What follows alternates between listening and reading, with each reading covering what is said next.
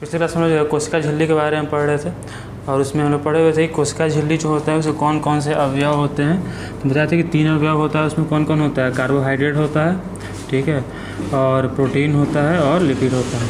सब बात लिखवा दिए थे कि जो कार्बोहाइड्रेट होता है वो कितना होता है 1 से 5%। प्रोटीन होता है कितना, प्रोटीन होता है 52 से लेकर 70%। और लिपिड होता है कितना, लिपिड होता है 20 से लेकर 40%। और इसमें लोग पढ़े थे ये कि जो लिपिड जो प्रोटीन होता है वो वैरी करता है, मतलब हर एक कोशिका में अलग अलग इसकी मात्रा होती है, वैसे जो लिपिड की मात्रा भी अलग अलग होती है। और सबसे जो अच्छी कोशिका होती है जिस पर हम कोशिका झिल्ली का अध्ययन कर सकते हैं वो कौन होता है, आरबीसी होता है। और आरबीसी का जो कोशिका झिल्ली होता है उस पर प्रोटीन कितना होता है 52% और लिपिड कितना होता है 40%। ठीक है, सब बात हम लोग पिछले क्लास में देख चुके थे। अभी हम लोग इसी में आगे देखेंगे। कोशिका झिल्ली में एक चीज़ हम लोग पढ़ेंगे जो छूटा हुआ था पिछले क्लास में, कि परिवहन कैसे होता है। कोशिका झिल्ली जो है, मान लो कि जंतु कोशिका में क्या होता है, ऊपर एक कोशिका झिल्ली केवल होता है। पादप कोशिका में 2 होता है, एक कोशिका झिल्ली होता है और उसके ऊपर कौन होता है, कोशिका भित्ति होता है। जीवाणु कोशिका में तो 3 परत होता है, कोशिका झिल्ली होता है, कोशिका भित्ति होता है और एक ग्लाइकोकैलिक्स होता है। तो अब ये देखना है कि जो कोशिका झिल्ली होता है उससे चीज़ों का परिवहन कैसे होता है, मतलब अंदर या बाहर, कोशिका के अंदर या बाहर पदार्थ को गमन करना है, परिवहन करना है, तो वो कैसे होता है। ठीक है, तो देखिए सबसे पहले हेडिंग परिवहन, बहुत इंपॉर्टेंट टॉपिक है, ये आपको यहाँ पर पढ़ना है और ये हर एक चैप्टर में काम आएगा, खासकर बायोलॉजी में भी और केमिस्ट्री में भी काम आएगा। परिवहन, ट्रांसपोर्ट, इसी के बारे में आज हम लोग पढ़ेंगे। ठीक है, इंपॉर्टेंट टॉपिक है, यहाँ भी काम आएगा। पाचन और श्वसन पढ़ेंगे लोग, वहाँ भी ये सेम चीज़ काम आएगा। और हर एक चैप्टर में लगभग इसमें जो चीज़ हम लोग पढ़ेंगे उसका जिक्र आएगा। देखो परिवहन क्या होता है। परिवहन होता है किसी भी गैस या ठोस के अणु का एक जगह से एक स्थान से दूसरे स्थान होने वाला जो उसका स्थानांतरण है, या एक जगह से दूसरी जगह जो उसका स्थानांतरण होता है उसी को क्या कहते हैं, परिवहन कहते हैं, ट्रांसपोर्ट कहते हैं। समझते हैं परिवहन मतलब क्या होता है, किसी भी चीज़ का एक जगह से दूसरी जगह जाना क्या कहलाता है, परिवहन कहलाता है। ठीक है, अब ये जो परिवहन होता है ये 2 प्रकार का होता है। परिवहन होता है कितने प्रकार का, परिवहन होता है 2 प्रकार का। परिवहन क्या है, तो किसी भी पदार्थ का एक जगह से किसी भी गैस, ठोस या द्रव के अणु का एक स्थान से दूसरे स्थान होने वाला जो गमन है उसी को क्या कहते हैं, परिवहन कहते हैं। परिवहन जो होता है वो 2 प्रकार का होता है। एक होता है सक्रिय परिवहन, एक होता है सक्रिय परिवहन, जिसको कि अंग्रेजी में बोलते हैं एक्टिव ट्रांसपोर्ट। क्या बोलते हैं इसको, एक्टिव ट्रांसपोर्ट, सक्रिय परिवहन।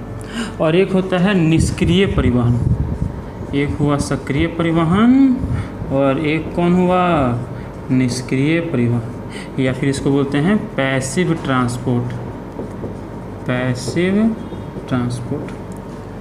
ठीक है, देखो सक्रिय परिवहन क्या है और निष्क्रिय परिवहन क्या है। निष्क्रिय परिवहन का एक और नाम होता है, इसी को कहा जाता है विसरण। क्या कहा जाता है इसको, विसरण, डिफ्यूजन बोलते हैं अंग्रेजी में, डिफ्यूजन। तो बात है कि सक्रिय परिवहन क्या है और निष्क्रिय परिवहन क्या है। समझो, अगर कोई भी चीज़, किसी भी गैस या ठोस के अणु अगर जहाँ ज़्यादा है, मतलब जहाँ उनकी सांद्रता ज़्यादा है, ठीक है, वहाँ से जहाँ उनकी सांद्रता कम है उधर की ओर अगर गमन करते हैं, उधर की ओर अगर मूव करते हैं, गति करते हैं, तो उसको कहते हैं निष्क्रिय परिवहन। तो निष्क्रिय परिवहन क्या है, तो किसी भी गैस या ठोस के अणु का, द्रव क्यों नहीं बोल रहे हैं, क्योंकि द्रव थोड़ा सा अलग होता है। द्रव के लिए शब्द आता है परासरण। अगर द्रव जो है या जल जो है ये उच्च से निम्न सांद्रता की ओर जाता है तो उसको क्या कहते हैं, परासरण कहते हैं। अभी हम लोग केवल गैस या ठोस का बात कर रहे हैं। अगर गैस या ठोस के अणु हैं और वो कहाँ से कहाँ जा रहे हैं, जहाँ पर वो ज़्यादा हैं, जहाँ पर उनकी सांद्रता ज़्यादा है, जहाँ पर उनकी उच्च सांद्रता है, वहाँ से कहाँ जा रहे हैं, जहाँ पर उनकी सांद्रता कम है, जहाँ पर उनकी निम्न सांद्रता है। तो अगर गैस या ठोस के अणु अपने उच्च सांद्रता से निम्न सांद्रता की ओर गति करते हैं तो इसे क्या कहा जाता है, निष्क्रिय परिवहन कहा जाता है या विसरण कहा जाता है। ठीक है, बहुत सिंपल सा बात है। गैस या, लिखना तो लिख लो इसको, गैस या ठोस के अणुओं का उसके उच्च सांद्रता से निम्न सांद्रता की ओर होने वाला गति या होने वाला परिवहन निष्क्रिय परिवहन अथवा विसरण कहलाता है। इसके कुछ प्रकार होते हैं, अभी हम देखेंगे, तो इसमें फिर एक बात कर लेते हैं। देखो सक्रिय परिवहन क्या, जस्ट इसका उल्टा। इसमें कहाँ से कहाँ जा रहा था, उच्च सांद्रता से निम्न सांद्रता। जैसे मान लो रूम के अंदर अगर 10 आदमी है और रूम के बाहर अगर 4 आदमी है, तो रूम के अंदर सांद्रता ज़्यादा हुआ 10 लोग है, रूम के बाहर कम है 4 लोग है। तो अगर रूम के अंदर से निकल के बाहर जाए, मतलब उच्च से निम्न की ओर, जहाँ ज़्यादा है वहाँ से जहाँ कम की ओर, जहाँ कम है उधर की ओर जाए, तो उसको क्या कहेंगे, निष्क्रिय परिवहन कहेंगे, या उसी को क्या कहेंगे, विसरण कहेंगे। क्योंकि इसमें परिवहन कहाँ से कहाँ हो रहा है, उच्च से निम्न। और अगर क्या हो कि बाहर से लोग अंदर आए, मतलब बाहर तो कम था, 4 ही लोग था, और अंदर कितना था, 10 लोग था, तो अगर बाहर से अंदर निम्न से उच्च की ओर आए तो उसको क्या कहते हैं, सक्रिय परिवहन। तो सक्रिय परिवहन कहाँ से कहाँ तक होता है, सक्रिय परिवहन होता है निम्न सांद्रता से उच्च सांद्रता की ओर। अगर परिवहन उच्च सांद्रता से निम्न सांद्रता की ओर हो तो क्या कहते हैं, निष्क्रिय परिवहन। और अगर निम्न सांद्रता से, लिखना चाहते हो इसको, कि अगर यदि गैस या ठोस के अणु अपने निम्न सांद्रता से, मतलब जहाँ पर वो कम है उधर से अपने उच्च सांद्रता की ओर, निम्न सांद्रता से उच्च सांद्रता की ओर गति करते हैं, इसको क्या कहते हैं, सक्रिय परिवहन। ऐसे समझो इसको। मान लो कि ढलान है, क्या है, एक ढलान है।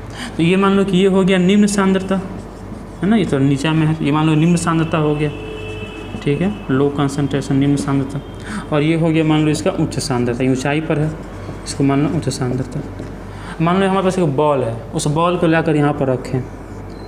जब उस बॉल को यहाँ पर रखेंगे तो क्या होगा, आसानी से यहाँ से यहाँ चला जाएगा, क्योंकि ढलान है, हमको उसमें कुछ करना पड़ेगा नहीं, बॉल को यहाँ रखेंगे चलेगा। तो ये जो परिवहन हुआ जिसमें बॉल यहाँ से यहाँ गया, बताओ वो सक्रिय परिवहन हुआ कि निष्क्रिय परिवहन हुआ। तो जो अणु है वो कहाँ से कहाँ, बॉल कहाँ से कहाँ गया, उच्च से निम्न की ओर गया। और उच्च से निम्न की ओर गति होता है तो क्या कहते हैं, निष्क्रिय परिवहन। मतलब कि यहाँ पर क्या हुआ है, निष्क्रिय परिवहन, इसी को बोलते हैं विसरण, ठीक है। अच्छा, मान लो कि अगर यहाँ पर छोटा सा ऐसे बैरियर हो, एक ऐसा रोधक हो, ठीक है, बैरियर समझते, एक रुकावट हो रास्ते में, तो अब क्या बॉल इधर जा पाएगा, नहीं जा पाएगा, ठीक। तो जो निष्क्रिय परिवहन है, जो विसरण है, वो फिर 2 प्रकार का होता है। विसरण होता है कितने प्रकार का, 2 प्रकार का। एक को बोलते हैं सरल विसरण, विसरण 2 प्रकार का होता है। कौन कौन, एक होता है सरल विसरण, अंग्रेजी में बोलते हैं सिंपल डिफ्यूजन, सिंपल डिफ्यूजन। तो विसरण 2 प्रकार का होगा, एक कौन हुआ, सरल विसरण, और एक होता है सुसाध्य विसरण। एक कौन होता है, सुसाध्य विसरण, अंग्रेजी में बोलते हैं फैसिलिटेटेड ट्रांसपोर्ट, फैसिलिटेटेड ट्रांसपोर्ट। तो एक हुआ सरल विसरण, एक हुआ सुसाध्य विसरण, दोनों समझो क्या होता है। तो इसमें बता रहे थे कि मान लो कि ये बॉल है, इसको हम यहाँ रखेंगे और मान लो यहाँ कुछ नहीं है, आसानी से बॉल यहाँ से यहाँ चला गया, तो विसरण हुआ। तो इस विसरण को बोलते हैं सरल विसरण, ठीक है। अच्छा, सुसाध्य विसरण क्या समझो, अब मान लो कि यहाँ पर एक बैरियर आ जाए, ठीक है, अब बॉल इधर जा पाएगा, नहीं जा पाएगा, बॉल यहाँ पर आकर रुक जाएगा, है ना, इसको ये रोक लेगा। तब क्या किए, एक बड़ा सा बयाम लिए, जार लिए, और इसमें इस बॉल को रख दिए, और जार ऐसा है जो इस पर लुढ़कन गति कर सकता है, रोलिंग मोशन कर सकता है। तो मान लो कि ये लिया गया, इसमें बॉल को रख दिया गया। अब इस जार की तुलना में ये जो बैरियर है बहुत छोटा सा है, तो आसानी से इसको लुढ़कन करते हुए जा सकता है। तो यहाँ भी विसरण नहीं हो रहा है, क्योंकि यहाँ भी परिवहन कहाँ से कहाँ हो रहा है, उच्च से निम्न की ओर ही हो रहा है, मतलब यही विसरण है, लेकिन ये किसी की मदद से हो रहा है, तो इसको बोलते हैं सुसाध्य विसरण।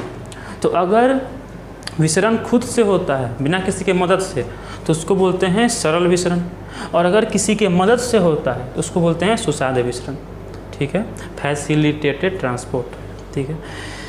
अब बात है कि कोशिका झिल्ली में ये काम कौन करता है। तो हम बता दें आपको कि कोशिका झिल्ली की संरचना कैसी होती है, ऊपर नीचे क्या होता है, प्रोटीन, और बीच में क्या होता है, लिपिड का बाई लेयर, है ना, लिपिड का 2 स्तर होता है, 2 लेयर होता है, ठीक है।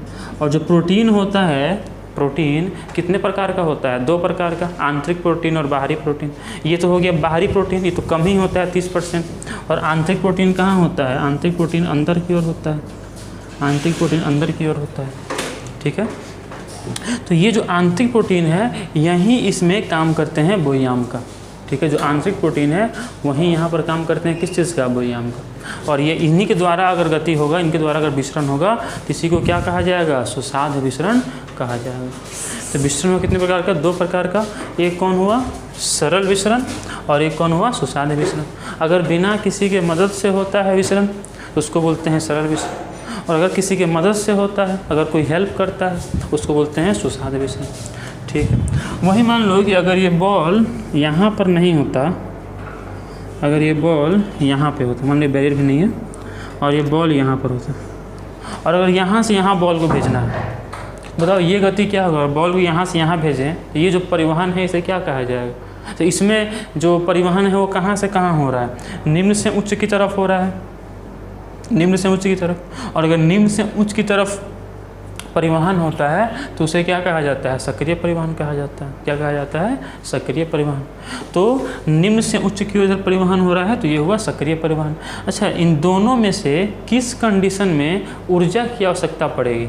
सक्रिय परिवहन में कि निष्क्रिय परिवहन? जब बॉल यहाँ से यहाँ जा रहा था तब हमको इसमें ऊर्जा देना पड़ा, या जब यहाँ से यहाँ जाएगा, निम्न से उच्च की ओर जाएगा, तब हमको इसमें ऊर्जा देना पड़ेगा? ऊर्जा कब देना पड़ेगा? जब निम्न सांद्रता से उच्च सांद्रता की ओर गति होती है। मतलब कि सक्रिय परिवहन में हमेशा ऊर्जा की आवश्यकता होती है, जबकि विसरण में या निष्क्रिय परिवहन में, दोनों में से कोई भी हो, सरल हो चाहे सुसाध्य विसरण, इसमें जो है आवश्यकता नहीं होती है ऊर्जा की। इसमें ऊर्जा की आवश्यकता नहीं होती है, जबकि इसमें क्या होता है? ऊर्जा की आवश्यकता होती है। समझे परिवहन क्या है? तो परिवहन है किसी भी गैस या ठोस के अणु का एक स्थान से दूसरे स्थान तक होने वाला जो गमन है, इसे क्या कहा जाता है? परिवहन। परिवहन कितने प्रकार का होता है? 2 प्रकार का। कौन कौन? सक्रिय परिवहन और एक कौन होता है? निष्क्रिय परिवहन।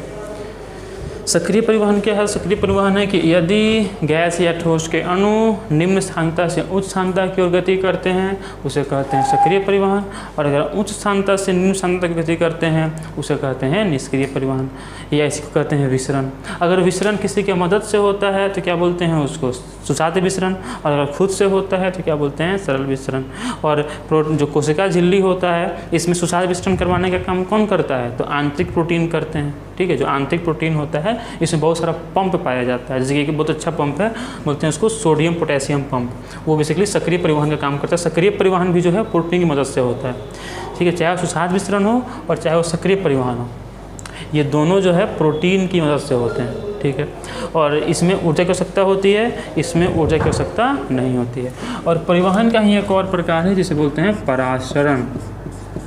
परासरण ये अंग्रेजी में कहते हैं ऑस्मोसिस।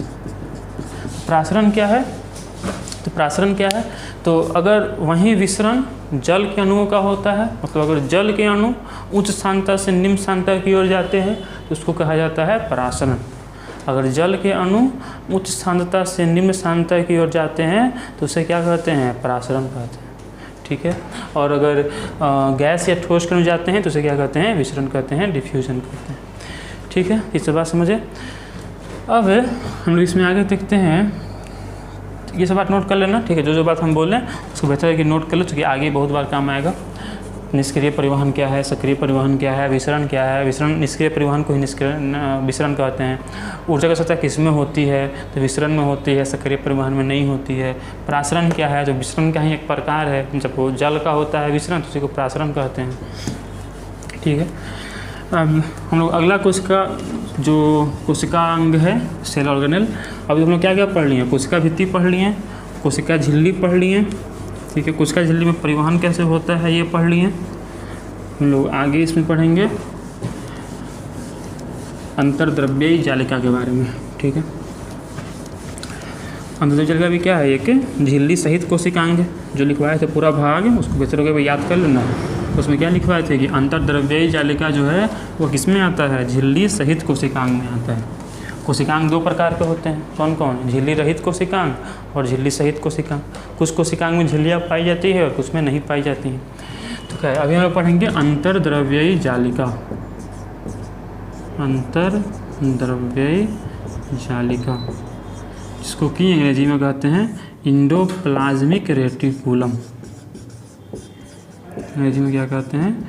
Endoplasmic reticulum. तो अंतर्द्रव्यीय जालिका क्या होता है? देखो, सबसे पहली बात, इसकी खोज किसने की थी? अंतर्द्रव्य जालिका की खोज जो है पोर्टर नामक वैज्ञानिक ने किया था। किसने किया था? पोर्टर। अंतर्द्रव्य जालिका क्या है? तो कोशिका के अंदर देखने पर, लिख लेने से बेहतर होगा कि कोशिका के अंदर कुछ नलिकावत जाली की तरह संरचनाएं पाई जाती हैं, उन्हें क्या कहते हैं? अंतर्द्रव्य जालिका कहते हैं। मतलब कोशिका के अंदर कुछ नली की तरह संरचनाएं पाई जाती हैं जो कि आपस में जुड़कर एक जाली की तरह नेटवर्क, मतलब जाली का निर्माण करते हैं, एक जाल का निर्माण करते हैं। उसी को क्या कहते हैं? अंतर्द्रव्य जालिका, इंडोप्लाज्मिक रेटिकुलम कहते हैं। इसका कुछ पर्यायवाची शब्द भी होता है, साइनोनिम भी होता है। जैसे कि अगर हम बात करें तो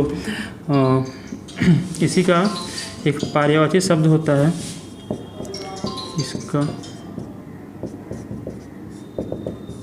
इरगैस्ट्रोप्लाज्म,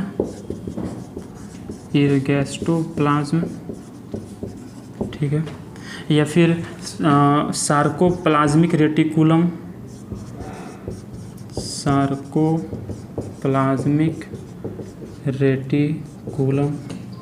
ठीक है, ये इसका साइनोनिम में परिचित शब्द है। तो ER का खोज किसने किया था? पोर्टर ने किया था।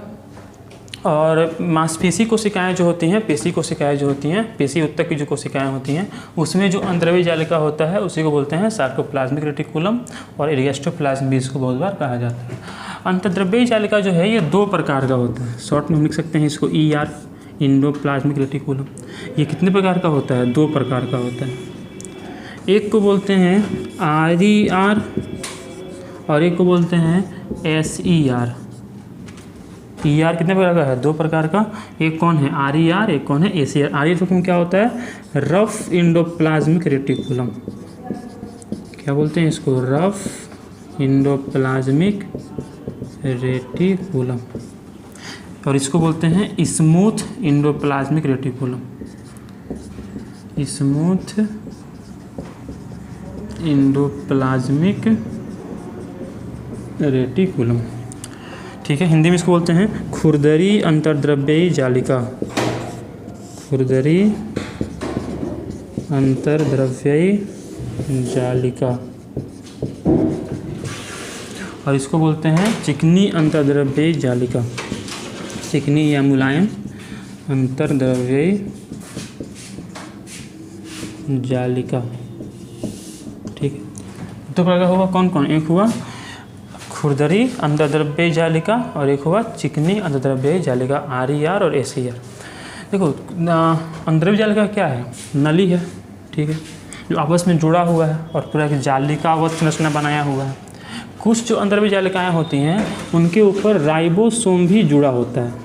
कौन जुड़ा होता है? राइबोसोम। ठीक है, तो जिन अंतर्द्रव्यी जालिका पर राइबोसोम जुड़ा होता है उसको कहा जाता है खुरदरी अंतर्द्रव्यी जालिका।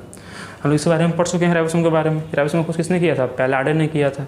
और राइबोसोम जो है 2 प्रकार का होता है, 80S राइबोसोम और एक होता है 70S राइबोसोम। S क्या होता है बताते हैं कि सीड वर्ग इकाई है, ठीक है। और अगर हम लोग बात करें तो प्रोकैरियोटिक कोशिका जो होता है उसमें होता है 70S राइबोसोम। जो यूकैरियोटिक कोशिका का जो कोशिका द्रव्य होता है उसमें होता है 80S राइबोसोम। प्रोकैरियोटिक में 70S, यूकैरियोटिक में 80S। इसके अलावा और कहाँ कहाँ होता है राइबोसोम? तो माइटोकॉन्ड्रिया में होता है, और कौन सा होता है? 70S। लवक में होता है, प्लास्टिड में, और कौन सा होता है? 70S। ठीक है, और अंतर्द्रव्यी जालिका पर जो राइबोसोम होता है ये 80S होता है। सब लिखवाया था ना कि 80S राइबोसोम कहाँ कहाँ होता है? तो 80S राइबोसोम होता है यूकैरियोटिक कोशिका के कोशिका द्रव्य में, और कहाँ होता है? इंडोप्लाज्मिक रेटिकुलम पे, और कहाँ होता है? तो जो केंद्रक झिल्ली होता है उस पर। ठीक है, और 70S कहाँ कहाँ होता है? तो प्रोकैरियोटिक कोशिका में होता है, और कहाँ होता है? माइटोकॉन्ड्रिया में, और कहाँ होता है? लवक पर, लवक में होता है, प्लास्टिड के अंदर होता है। तो जिस अंतर्द्रव्यी जालिका पर राइबोसोम चिपका रहता है उसको बोलते हैं खुरदरी अंतर्द्रव्यी जालिका, और जिसके ऊपर राइबोसोम नहीं चिपका होता है उसको बोला जाता है चिकनी अंतर्द्रव्यी जालिका, क्योंकि मुलायम दिखता है। ठीक, और जो खुरदरी अंतर्द्रव्यी जालिका है इस पर राइबोसोम चिपका हुआ है, और राइबोसोम चिपका होता है किसकी मदद से? राइबोपोरीन की मदद से, राइबोपोरीन। लिखना इस पर कि खुरदरी अंतर्द्रव्यी जालिका पर राइबोसोम राइबोपोरीन की मदद से चिपका होता है, जो कि एक ग्लाइकोप्रोटीन है। राइबोपोरीन क्या है? राइबोपोरीन एक ग्लाइकोप्रोटीन है। तो राइबोपोरीन की मदद से जो राइबोसोम है वो ER पर चिपका होता है, ठीक है, और इस पर नहीं चिपका होता है। RER का जो मुख्य काम है वो है प्रोटीन संश्लेषण करना, प्रोटीन का निर्माण करना। चूँकि हम लोग पहले भी पढ़ चुके हैं कि जो राइबोसोम होता है इसका काम क्या होता है, प्रोटीन निर्माण करना। राइबोसोम किसी प्रोटीन फैक्ट्री कहा जाता है। जैसे पूछा जाएगा बताओ कोशिका का, पढ़ोगे 9th-10th क्लास में भी, कि कोशिका का आत्मघाती थैली किसे कहा जाता है, लाइसोसोम को, लाइसोसोम। वैसे ही कोशिका का बिजली घर, पावर हाउस, किसको कहा जाता है, माइटोकॉन्ड्रिया। और कोशिका का किचन, रसोई घर, किसको कहा जाता है, राइबोसोम। क्योंकि राइबोसोम क्या करता है, प्रोटीन का निर्माण करता है। और हमारा पूरा शरीर बना हुआ है किस चीज़ का, प्रोटीन का। हमारे शरीर के अंदर जो सारे केमिकल्स हैं, एंजाइम है, पूरा न्यूरोट्रांसमीटर ब्रेन में है ना, सेरोटोनिन, डोपामिन, जितना भी केमिकल बॉडी में है वो सब बना हुआ है किसका, प्रोटीन का। तो प्रोटीन बहुत महत्वपूर्ण चीज़ है। और सारे प्रोटीन को कौन बनाता है, राइबोसोम बनाता है। लेकिन क्या अपने मन से बनाता है, नहीं। अरे जो राइबोसोम है उसके पास सूचना आता है DNA से, जिस तरह सूचना DNA भेजता है उस तरह उस प्रोटीन जो है राइबोसोम बनाने का काम करता है। इस सबको पढ़ना है 12th क्लास में, ठीक है। तो चूँकि RER के ऊपर राइबोसोम पाया जाता है, इसलिए पूछा जाता है कि RER से मुख्य कार्य क्या है, तो प्रोटीन संश्लेषण करना। और ACR का जो मुख्य कार्य है, चिकनी द्रव्यजालिका जो है, इसका मुख्य काम है लिपिड संश्लेषण करना। लिपिड मतलब वसा कह सकते हैं, तो लिपिड संश्लेषण। तो लिपिड संश्लेषण का काम कौन करता है, ACR करता है। और प्रोटीन संश्लेषण का काम कौन करता है, RER करता है, ठीक है। तो क्या क्या पढ़े कि जो इंप्लाइनोडिकुलम है, अंतर्वेद जालिका, इसे खोज किसने किया था, पोर्टर ने किया था। अंतर्वेद जालिका क्या है, तो कोशिका द्रव्य में कुछ नलिकावत जालिक संरचनाएं पाई जाती हैं, जिन्हें क्या कहा जाता है, अंतर्द्रव्य जालिका कहा जाता है। कितने प्रकार की होती हैं, 2 प्रकार की। कुछ ऐसी होती हैं जिनके ऊपर राइबोसोम चिपका होता है, उन्हें कहा जाता है खुरदरी अंतर्द्रव्य जालिका। और कुछ के ऊपर राइबोसोम नहीं चिपका होता है, उनको कहा जाता है चिकनी अंतर्द्रव्य जालिका। जिसके ऊपर राइबोसोम चिपका हुआ है, राइबोसोम किस प्रकार का होता है, 80S प्रकार का होता है। 80S के उप इकाई कौन कौन होते हैं, तो 60S होते हैं और 40S, याद है, सब बताए थे। उसी 70S का कौन होता है, तो 50S होता है और 30S होता है। उप इकाई जिससे मिलकर बना होता है राइबोसोम। 80S राइबोसोम बना होता है 70S और 40S का। बताया था कि यहाँ पर अलजेब्रिक गुण जो योग है, बीजगणितीय योग जो है वो नहीं होता है। मतलब हम 60-40 को 100 से नहीं लिखते हैं। अब क्यों लिखते हैं सब बताया था, राइबोसोम के वाले वीडियो में देख लेना उसको। तो राइबोपोरीन जो है उसी की मदद से राइबोसोम चिपका होता है ER पर, और इसका मुख्य काम क्या होता है, प्रोटीन संश्लेषण। वैसे ही जो ACR है, इसका मुख्य काम क्या होता है, लिपिड संश्लेषण, ठीक है। तो ये वीडियो यहीं पर ख़त्म करते हैं। अगले वीडियो में हम लोग बात करेंगे इसके आगे माइटोकॉन्ड्रिया के बारे में और लवक के बारे में एकदम विस्तार से देखेंगे, ठीक है। तब तक के लिए ट्राई करते रहो, धन्यवाद।